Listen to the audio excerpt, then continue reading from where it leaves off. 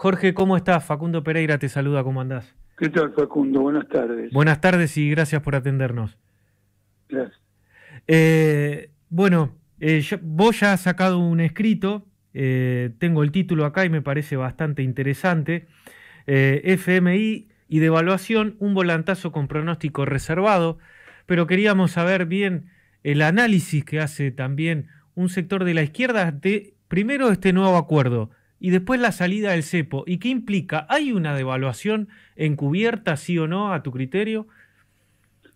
Sí, acá hay que mirar dos aspectos del acuerdo este con el FMI. Sí, Donde ponen el acento la mayoría de los economistas es en la viabilidad del programa, si va a aumentar las exportaciones, si frenar un poco las importaciones, alcanzar un equilibrio, sostener el dólar, etcétera.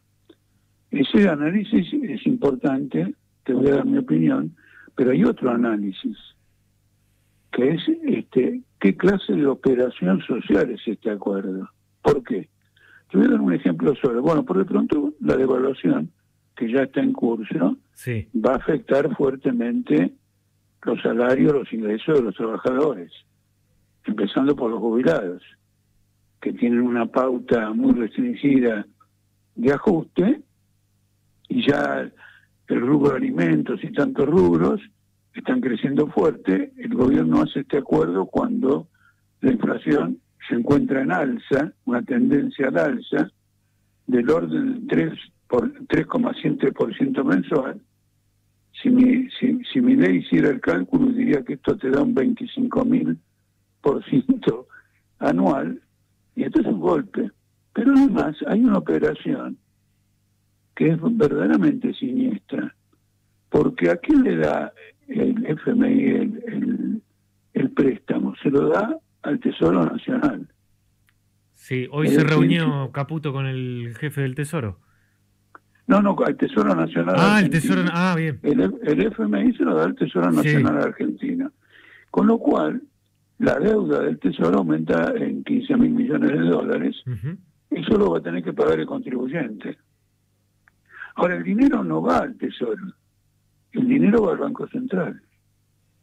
Es decir, que el Banco Central recibe gratuitamente 15.000 millones de dólares con la única finalidad de respaldar los movimientos en el mercado financiero que hagan los capitalistas que mueven dinero en los mercados de cambio, ¿no es cierto? En sí, el contado con liqui, etcétera, etcétera. Vos te das cuenta que un trabajador de a pie lo han hecho financiar una operación financiera en beneficio de una minoría económica espantosa. ¿Se entiende lo que digo? El sí. préstamo se lo dan al Tesoro. El que tiene que devolver el préstamo es el Tesoro, pero la plata no va al Tesoro. La plata va al Banco Central porque inventaron que el Tesoro tenía una deuda con el Banco Central y se la está devolviendo. Esa deuda no existe. Esa deuda ya fue, como se dice, anulada por la inflación. Eso lo inventaron ahora. Una deuda original de 70.000 millones de dólares, como no vale nada, la redujeron a 20.000. No, la tenían que haber reducido a cero. Con el cuento de que hay una deuda con el Banco Central, el Tesoro le da la plata al Banco Central. Pero el que tiene que devolver el dinero no es el Banco Central, sino el Tesoro. El Banco Central recibe un dinero sin comerla ni beberla, es decir, no le corresponde.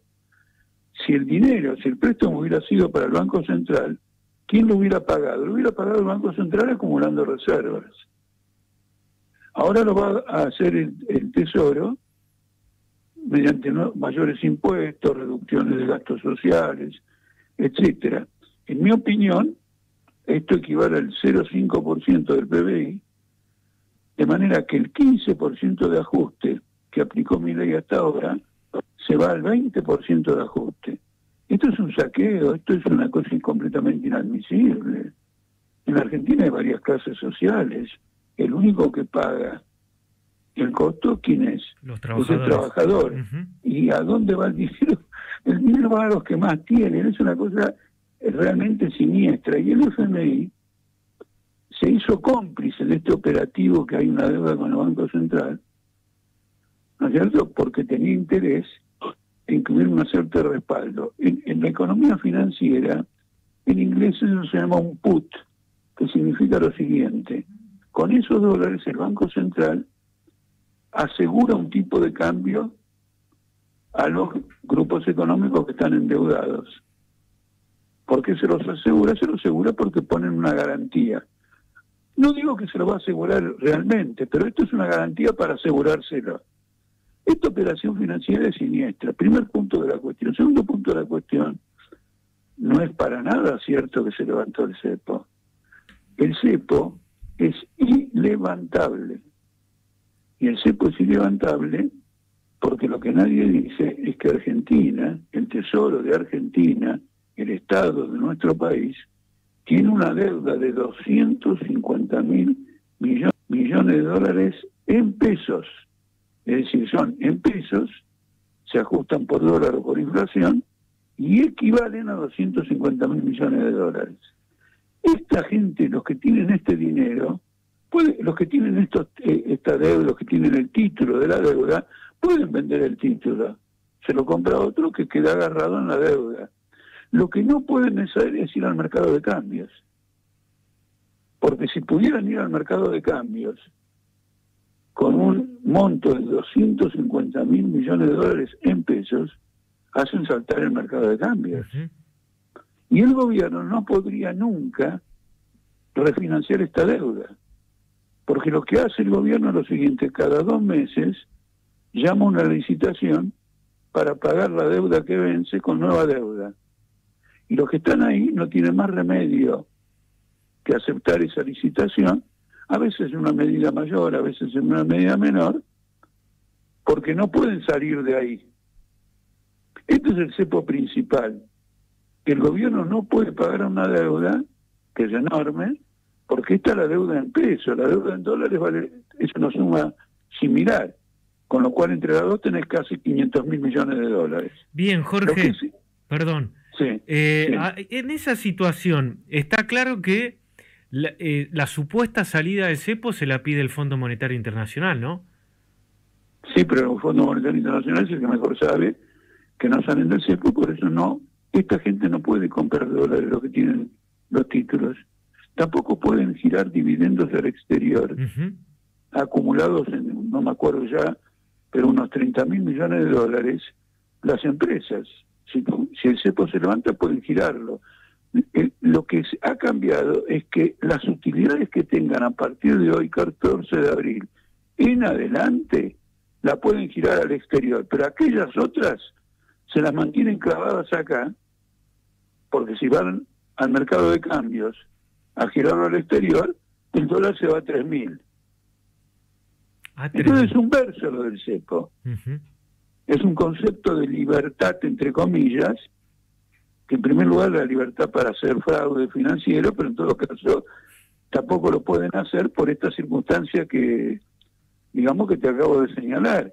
Es decir, el problema de Argentina es el endeudamiento feroz al que han recurrido diversos gobiernos en función de mantener viva una deuda que es impagable. Este es el punto central. Sí. Y este va a ser el punto central de aquí en más. Bien, y de acá en más, de acá en más, sí. El FMI impone esta situación y sale airioso, vos decís que no tiene problema. Pero además impone otras cuestiones. Se está especulando ya, bueno, además de la devaluación que vos lo dijiste, más del 20%, pero hay otras circunstancias que se está hablando. Reforma jubilatoria, reforma laboral, todo implica que va hacia un sector al que siempre se castiga, ¿no? Y ya conocemos lo que es, yo tengo 46 años, ¿no? Ya conocemos por experiencias personales lo que es el fondo. Ya es mala palabra para nosotros, porque cada vez que intervino en desmedro de la clase trabajadora. Ahora, para eso, sí. Para eso fue creado. No hay ningún caso en que hubiera sido diferente con ningún país del mundo. Para eso fue creado. Para que los grandes capitales puedan cobrar sus deudas. Algo que desde el punto de vista capitalista es una aberración. Porque bajo el capitalismo hay empresas que quiebran, hay ley de quiebras, hay juzgados que intervienen. ¿Se entiende? Porque Sí. si no, el capitalismo no podría funcionar. Si nunca te dejan quebrar, quedaría en una situación de impas, porque cualquiera se endeudaría hasta la coronilla, produciría hasta la recontra coronilla y nunca pagaría nada. Entonces, la quiebra forma parte del ciclo capitalista. Pero cuando llegan a esta situación, la deuda es sagrada, porque son capitales que le exigen al Estado que cumplan con el deber de pagar íntegramente la deuda. Cosa que tampoco ocurre porque ha habido un montón de refinanciaciones de deuda después que los países declaraban el default. Entonces se empezaba a discutir todo de nuevo. Entonces, lo que quiero decir es esto: el problema de la deuda es el problema central. Por lo tanto, la Argentina entra en un proceso de devaluación, y esto que vos dijiste muy bien, sobre la jubilación, la reforma previsional, la reforma impositiva, la reforma de esto y la reforma de lo otro, es porque el gobierno, el superávit que el gobierno logró, que tampoco es un superávit auténtico, con la devaluación pierde valor. Porque a ver si me explico bien. El gobierno tiene un superávit, vamos a decir, de 100 pesos. Si el peso está, si el dólar está a 100 pesos, los 100 pesos de superávit son $1. Y entonces va, vende los 100 pesos, compra $1 y le paga al acreedor $1. Pero si devalúa, los 100 pesos siguen siendo 100 pesos, y si el dólar se fue a 2, ahora lo que tiene son no tiene $1, tiene 50 centavos de dólar. Sí. ¿Me explico? Sí. En dólares la devaluación devaluó el superávit fiscal y lo incapacita para pagar los intereses. Claro. Entonces, ¿qué dice el FMI? Che, loco, tenés que aumentar el superávit fiscal en la misma proporción en que devaluaste la moneda, para que en dólar se mantenga igual. ¿Se entiende? Sí. Y bueno, ¿y cómo se hace eso?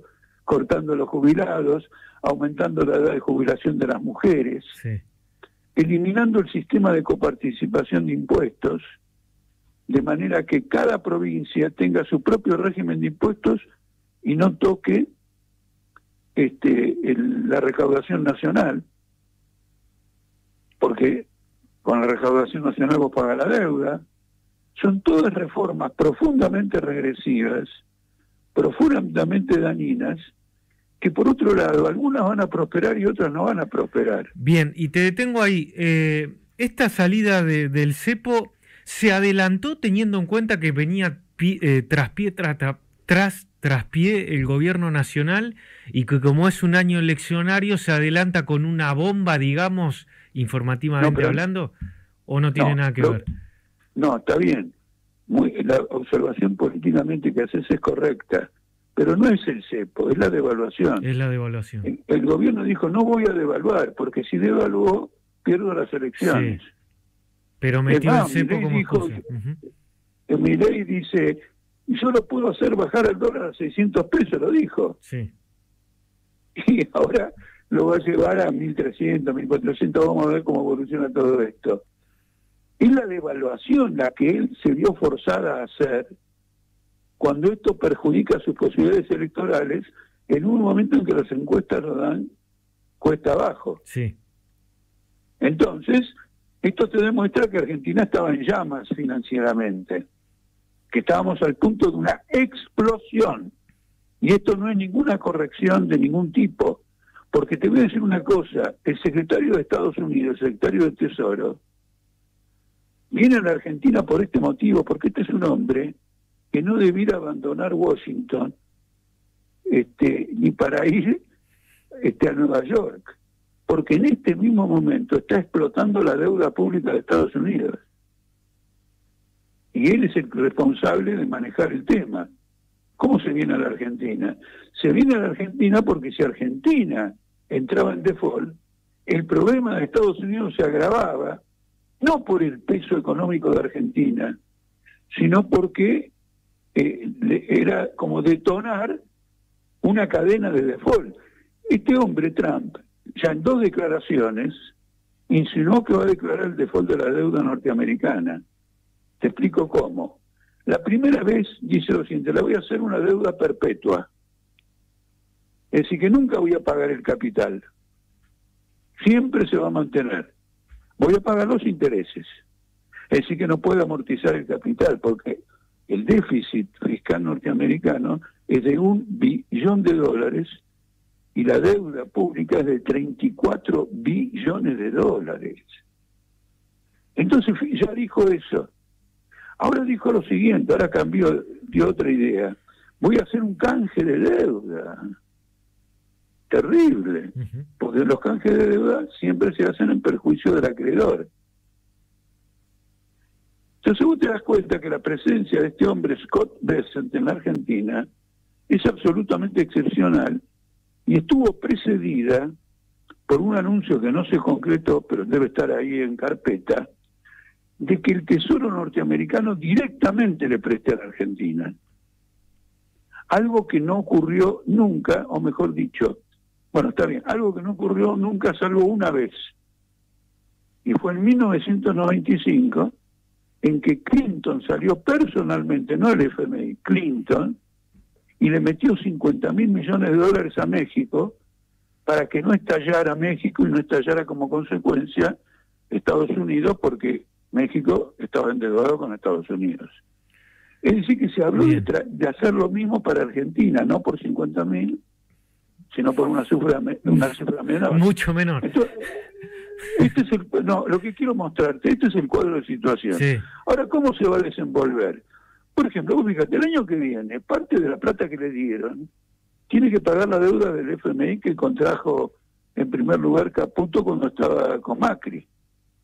Por lo tanto, esto es una especie de, te doy unos mangos por este año, a ver si te podés arreglar, porque a partir del año que viene, esta guita que yo te doy me la tenés que volver a dar a mí, claro, porque me debés de Caputo, Macri, 45.000 millones, ahora te metí 20.000 más, son 65. ¿Cuándo me lo vas a pagar? Ya pasaron 8 años y no me pagás. Bien, Jorge, ¿y el sistema financiero, no el sistema financiero, las políticas financieras de Milei, tienen fecha de vencimiento? Bueno, una fecha de vencimiento fue el otro día cuando dijo que no iba a devaluar de ninguna manera, sino que iba a llevar el peso iba a llevar el dólar a 600 pesos, lo iba a bajar lo iba a valorizar al peso y devaluar al dólar, y ahora se mandó una devaluación del peso. Esto es una fecha de vencimiento. Bien. Ahora, esta fecha de vencimiento va a traer otras. Una observación. Desde el momento que, como te dije en repetidos momentos, no hay levantamiento del cepo, va a haber mercado negro. Porque algunos que quieran sacar, lógico, entonces vas a tener el blue, el otro, y qué sé yo, igual, porque no hay libertad de cambios completa. Entonces, no hay, si yo no puedo ir a cualquier lugar y decirle, che, dame tantos dólares, te doy todos estos pesos, voy a buscar una cueva que me dé los dólares. Depende de la urgencia que tenga. Puede ser una empresa, una compañía, un banco. Ojo, también el sector privado está muy endeudado. El sector privado está endeudado con el exterior con 150.000 millones de dólares. ¿Qué quiere decir esto? Que como él trabaja acá, el sector privado, en Argentina, y cobra en pesos, lo que ahora le ingresa a él en pesos, le alcanza menos para pagar esa deuda, porque se devaluó. Entonces el sector privado va a tener dificultades. Y hay que ver si el agro y la industria están conformes con esta devaluación. Bueno, pero hoy anunció algo Milei que para mí va en contra de un electorado que lo votó, del agro, vos dijiste bien. Dijo que en junio va a aumentar las retenciones. No sabía esto. Bueno, lo anunció, esto, sí. No sabía porque estoy laburando ahora. No, está bien.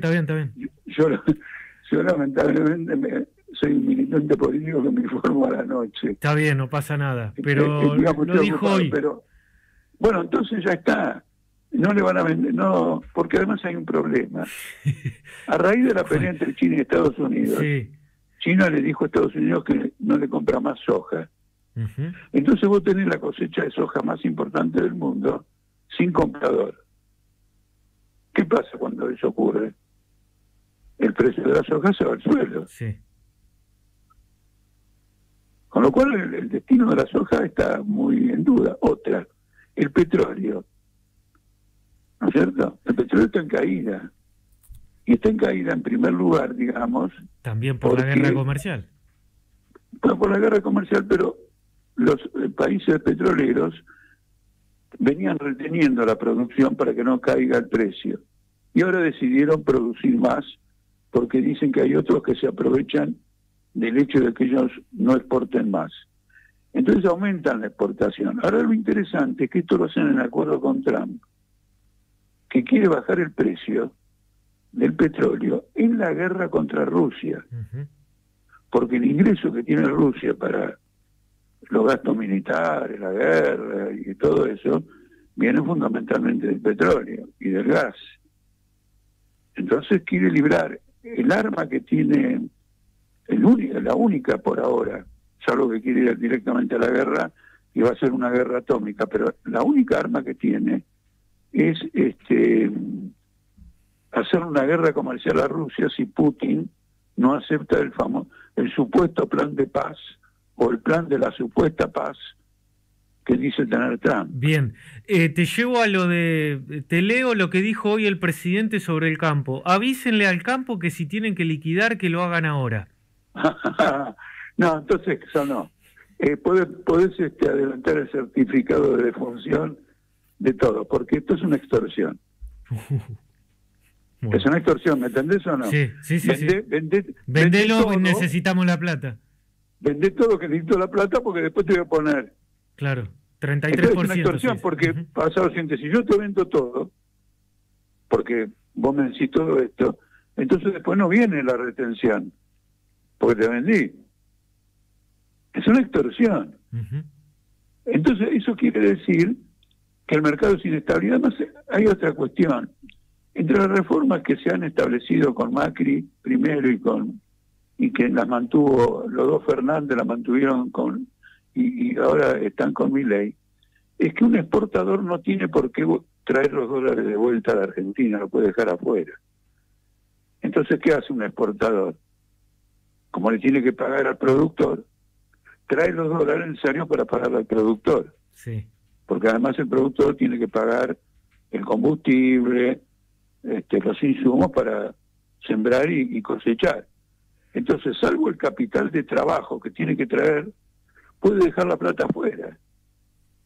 De modo que el hecho de que aumente la exportación no quiere decir que van a venir los dólares. Por último, Jorge, acá en tu texto dijiste, para la clase obrera el desafío es tomar la iniciativa política. Sí, ¿Por qué la iniciativa política? Bueno, porque esto es un enfrentamiento político. Es decir, Milei, el presidente, tiene el poder y lo usa para joder la vida a los trabajadores. Sí.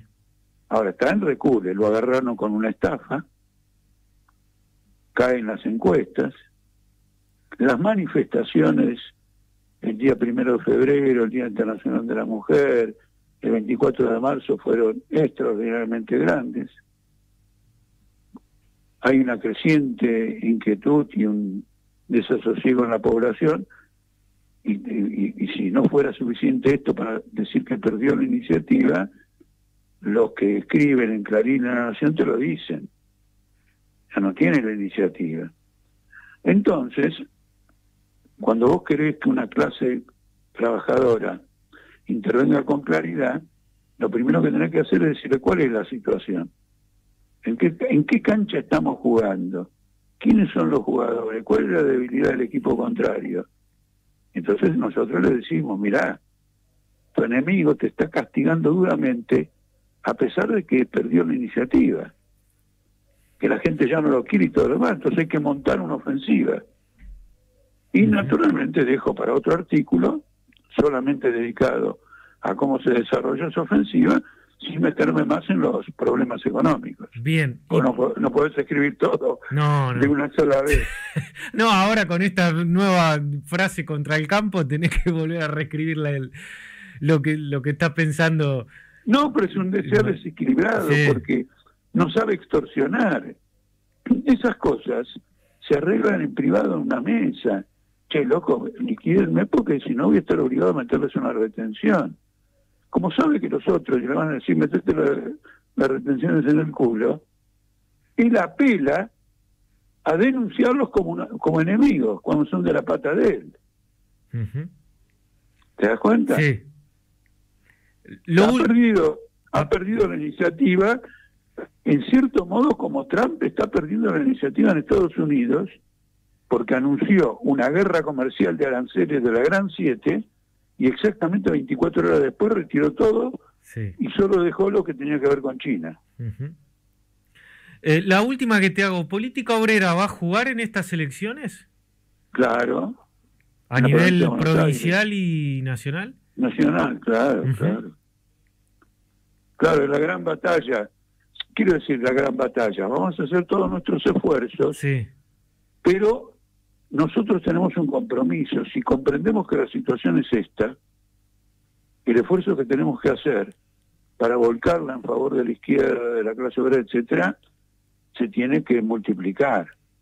Porque entonces estamos haciendo una caracterización, un enfoque, una perspectiva, y luego en la práctica no estaríamos trabajando en función de ella. Bueno, lo digo para ilustrar. Entonces, claro, vamos a intervenir. No solo eso, hay que intervenir en todos los eslabones de la lucha que se va presentando. Ahora van a venir movilizaciones universitarias. Los jóvenes van a querer ocupar las facultades.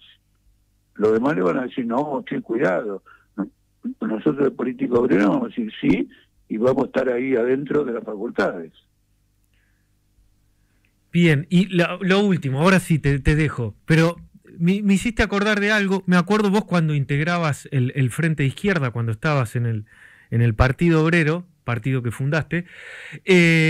Recuerdo que la primera elección en el 2009 era romper el piso proscriptivo de las PASO. 2011, romper el piso proscriptivo de las PASO y darle la confianza a la izquierda.